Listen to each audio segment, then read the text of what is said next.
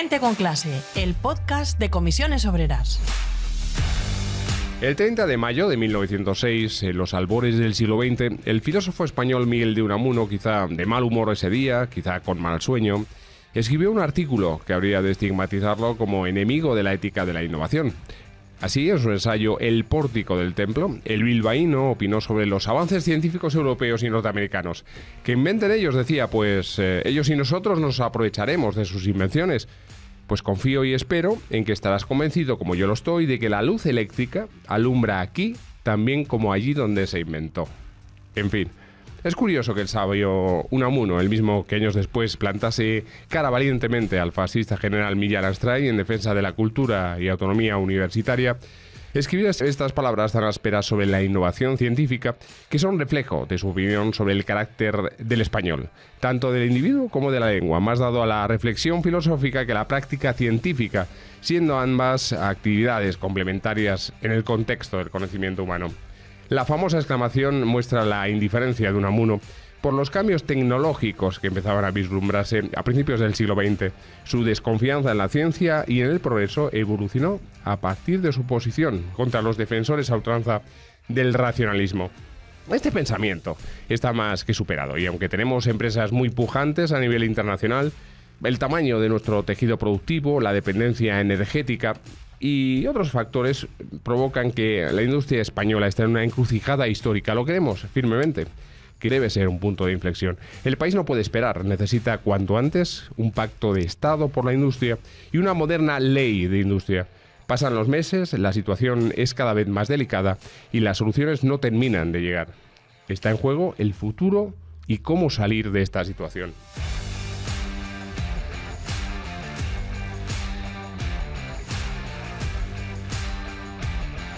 ¿Qué tal estás? Saludos de José Julio Alonso, periodista y miembro del Gabinete Confederal de Comunicación de Comisiones Obreras, y de Miguel del Río, compañero en estas labores y verdadero guardián de los arcanos que permiten que esto suene cada día mejor. Habrá un día que tendremos unos aplausos que poner, grandes exclamaciones cuando suene ese nombre, Miguel del Río.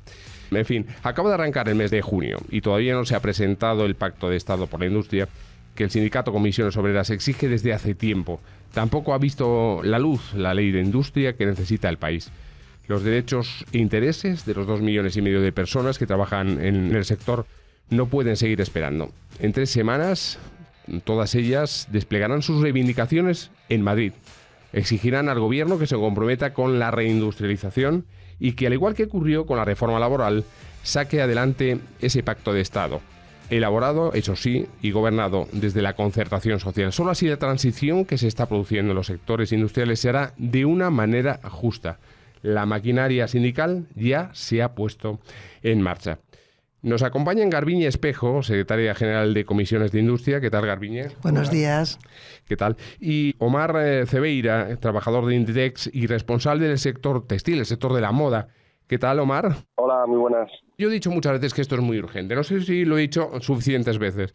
Garbiñe, el semáforo está ya en verde para que salgamos en Madrid y reclamemos una solución. Eso es, el semáforo está en verde ya para arrancar ya con estas movilizaciones. De hecho, estamos ya celebrando en todas y cada una de las comunidades autónomas asambleas para socializar con nuestra gente el porqué, el para qué y el contenido que debe tener el Pacto de Estado por la Industria, que a su vez debe de acompañar una ley de industria. Por lo tanto, el motor y el músculo de la Federación en marcha ya para ocupar las calles de Madrid el 21 de junio. Vale, vamos a hacer una cosa, Omar, te interpelo a ti también. Sí. Esto es una conversación a 3 bandas, hablamos tranquilamente, os podéis cortar. Yo sé que no vas a quitarle la razón a Garbiñe.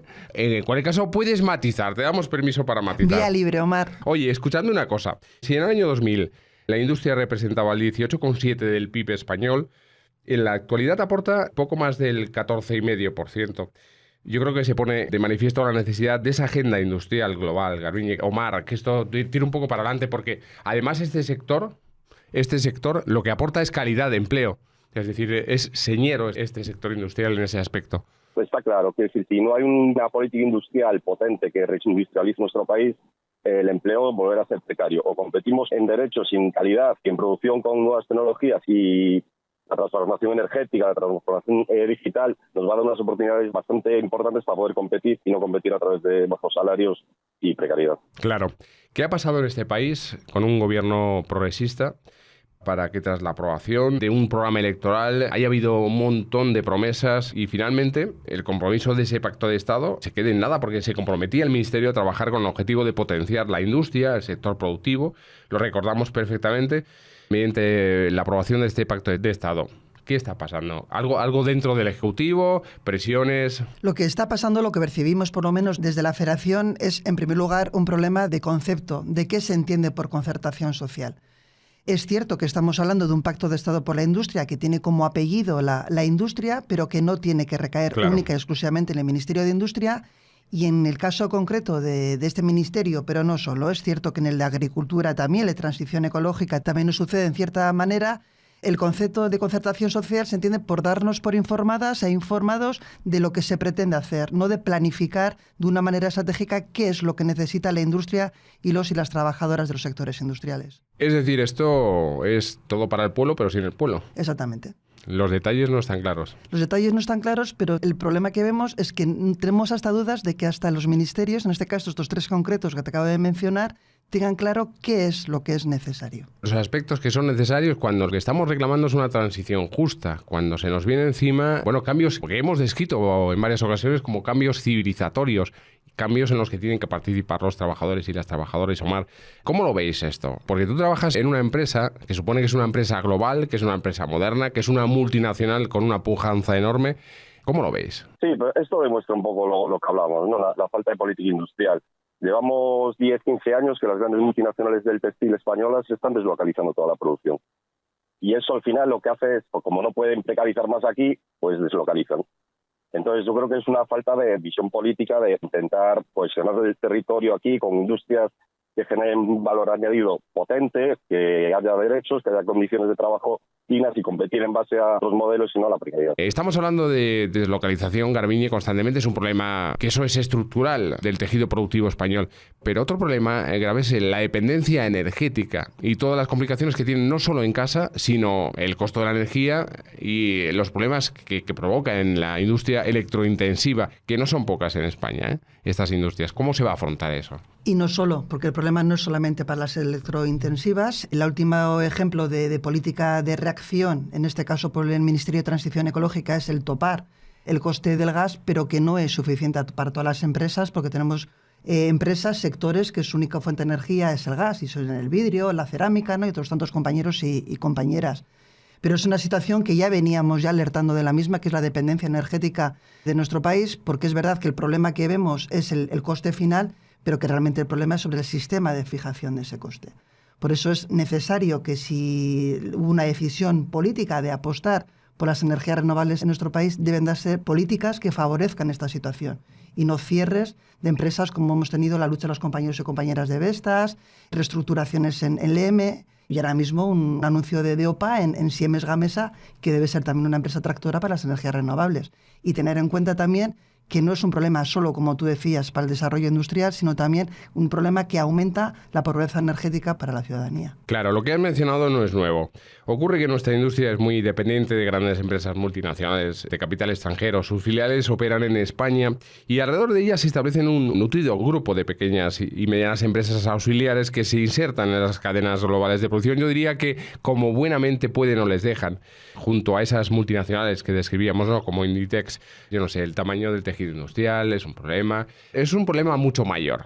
Nosotros estamos también aportando soluciones a ese aspecto, Garbiñe. Claro, exactamente. Al final es cierto, porque así lo venimos diciendo y estamos convencidas de que es así, que estamos en un momento de oportunidad, pero para poder trabajar las oportunidades y las fortalezas que tiene la propia industria debemos también tener en cuenta sus debilidades y amenazas. Y una de las debilidades de nuestras empresas es su tamaño, como tú bien dices, ¿no? Tenemos muchísimas empresas. De hecho, el mayor volumen de las empresas pequeñas de nuestros tejidos son en pymes y micropymes, y a nadie se le escapa que estas empresas van a tener más dificultades tanto para atravesar la transición ecológica, la transición digital, y de poco sirve hablar del titular de transición justa cuando no se está teniendo en cuenta no solamente a todas las cadenas de valor, sino también al tamaño de las empresas que ocupan esas cadenas de valor.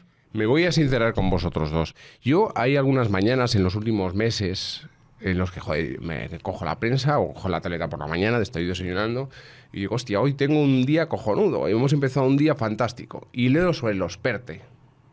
Y digo, hostia, ¿qué país tenemos? Mira lo que somos capaces de hacer. Pero ¿qué hay detrás de los PERTE? Porque me da a mí la sensación, en fin. Detrás de los PERTEs lo que hay es una falta de, vuelvo a repetir la palabra, planificación, porque es que es realmente lo que está sucediendo. Pero os voy a contar yo también una anécdota, que fue el pasado mes de septiembre, una reunión formal que tuvimos con la ministra Reyes Maroto de presentación. En ese momento el sector del auto estaba atravesando una situación de crisis ya completamente coyuntural, en ese caso que era por la falta de suministros de semiconductores. Pues bien, a la ministra le trasladamos una serie de propuestas que creíamos que eran urgentes y necesarias para frenar la destrucción de empleo que estaba habiendo ya en el sector, y una de esas cuestiones era el ser capaces, el Estado del país, de fabricar semiconductores. Pues bien, nos despertamos el 5 de abril, es decir, hace poco más de un mes, con un titular en los periódicos de que se aprueba el PERTE para fabricación de los semiconductores en España. Y entonces es cuando digo yo, cojonudo, ¿qué país tenemos, no? Y yo como secretaria general digo también, cojonudo, qué pedazo de país tenemos.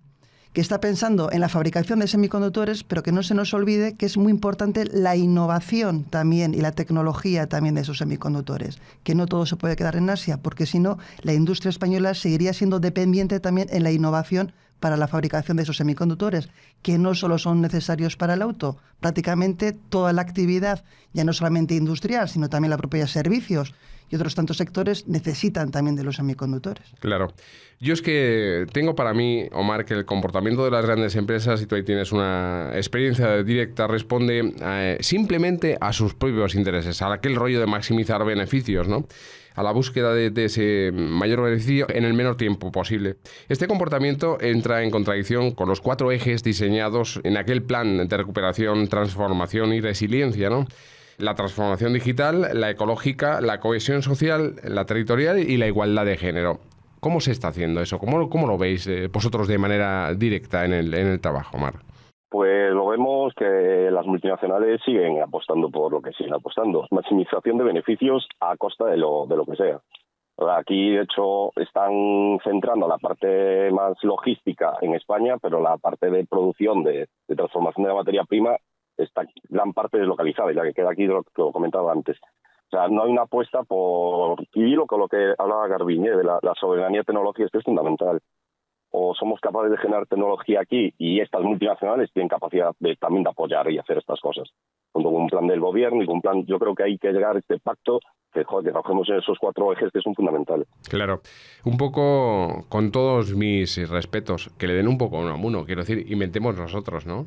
Esa es la clave. Y aquí es donde el Estado, como garante del interés general, debido a que ellos tienen los datos de la visión de conjunto, deberían tener esa capacidad de diseño estratégica, que nos contaran a todos, nos sentaran en una mesa y dije, vamos por partes, chicos, vamos a poner cimiento, vamos a poner piezas de forma razonada, con datos que van a evidenciar, ya lo veréis, que esto se puede cambiar de arriba abajo.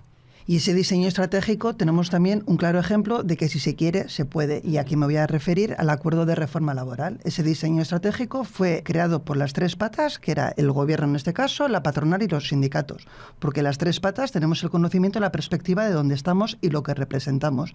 Y en este caso, para el desarrollo de esos famosos PERTEs, prácticamente cada mañana tenemos una noticia respecto a los mismos, pero que en este caso los y las trabajadoras no estamos en esa mesa de estrategia, por eso nacen cojos, y como nacen cojos, pues seguramente se quedarán sin poder alcanzar las oportunidades que lleva cada uno detrás de ellos. Claro, habéis mencionado un problema nuclear de nuestro tejido industrial, la deslocalización, la amenaza, mejor dicho, de deslocalización. Yo creo que es necesario activar mecanismos para revertir los fondos y las subvenciones europeas concedidas a estas grandes empresas, o de lo contrario, encontrar soluciones de financiación para la búsqueda y mantenimiento de unidades productivas en España va a ser complicado. Es decir, tiene que haber una intervención política, no una amenaza, vamos a ser un poquito más, pero sí que la Unión Europea tomase cartas en el asunto. Oiga, usted tiene un compromiso con el territorio que ocupa, con el trabajo que está ofreciendo, con el futuro que ofrece a trabajadores y trabajadoras, y si no, esa sí se queda sin ningún tipo de subvención, ni nacional ni europea.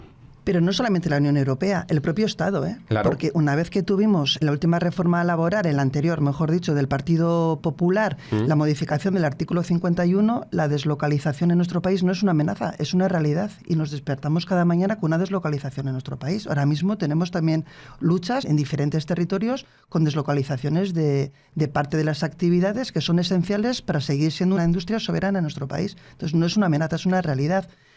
¿Que sería conveniente la incidencia por parte de la Unión Europea? Por supuesto, pero es que el Estado tiene también la baza en su mano para evitar esta amenaza que, como os digo, ya está encima de la mesa. Vamos a hablar un poquito de educación, porque esto también forma parte de la apuesta por el futuro, sobre todo en los aspectos que tienen que ver con la FP Dual, para el futuro industrial del país, para ganar, acumular competencias que hagan posible un futuro más prometedor. ¿Qué opináis? Por supuesto, hay que apostar por la FP Dual, pero una FP Dual regulada, con los compañeros y las compañeras que pasen a trabajar a través de esa formación dual en los centros de trabajo, que tengan sus condiciones reguladas, porque es muy importante también la formación, lógicamente, en el puesto de trabajo. Y por supuesto que una parte fundamental, el eje fundamental de ese Pacto de Estado por la Industria debe de ser tanto la educación como la formación, pero en los dos aspectos, en esas nuevas necesidades formativas que van a ser necesarias, que a día de hoy, segurísimo que algunas de ellas todavía las desconocemos, pero no olvidemos también la necesidad de recualificar a los y las trabajadoras que ya están en los centros de trabajo y que su actividad o bien va a desaparecer o se va a transformar. Claro, se ha dicho muchas veces, el propio secretario general del Sindicato de Comisiones Obreras, Unai Sordo, ha dicho que ha cambiado el paradigma de la educación y de la formación, debe cambiar aún más para que sea una formación a lo largo de toda la vida del trabajador, muy apegado además al empleo que ocupa, al trabajo. Pero como estamos agotando el tiempo y tenemos a alguien que viene de una asamblea, va a otra asamblea, se está reuniendo con trabajadores y trabajadores, o mejor dicho a dos, tanto a Garbiñe como a Omar. ¿Cómo está el asunto? ¿Está la gente animada para el día? La respuesta a todas y cada una de las convocatorias está siendo impresionante. Impresionante. De hecho, nuestra gente, tal y como estoy percibiendo yo, directamente en las asambleas que estoy acudiendo, nuestra gente demandaba ya realmente que se activase el motor de la movilización, porque estamos hablando de oportunidades, pero que no se están trabajando. Por lo tanto, convencidísimas de que el 21 de junio ocuparemos las calles de Madrid para exigir ese Pacto de Estado por la Industria, pero también con un mensaje muy importante, que esta movilización no es solo para los y las trabajadoras de la industria, porque tenemos encima de la mesa un nuevo paradigma, como tú comentabas, se está construyendo un nuevo modelo social, económico y laboral, y la industria debe de ser tractora de ello, porque es quien genera la riqueza, y esa riqueza que se genera debe solo a la que nos debe servir también, lógicamente, para fortalecer los servicios públicos como garante para el conjunto de la ciudadanía. Omar, nos decías a micrófono cerrado, te preguntábamos por una asamblea muy reciente y dices, joder, estaba petado, lo estamos petando. ¿Qué hay de eso? Sí, ayer en Coruña la gente pero está con muchas ganas de reivindicar, porque ven que está pasando las oportunidades por delante de los morros y al final no nos están dejando ser parte de ellas. Entonces yo creo que la gente está muy convencida y con muchas ganas de movilizarse y de avanzar en estos hechos. Y una cosa más, se llama reforzando lo que comentaba Omar de la asamblea de ayer en Coruña, que otro mensaje es que esto no termina en la estación del 21 de junio en Madrid. Si no hay pasos contundentes por parte, porque hablamos del Ministerio de Industria continuamente, pero esto debe ser un compromiso interministerial y del conjunto del Gobierno y de todas las fuerzas políticas, porque el Pacto de Estado por la Industria debe de durar y permanecer el color que tenga el Gobierno que gobierne en cada momento. Por lo tanto, el aviso a navegantes que si no hay pasos realmente y políticas activas que se demuestren que son para que van a defender la industria de nuestro país, el motor de la Federación de Industria llegará hasta donde tenga que llegar.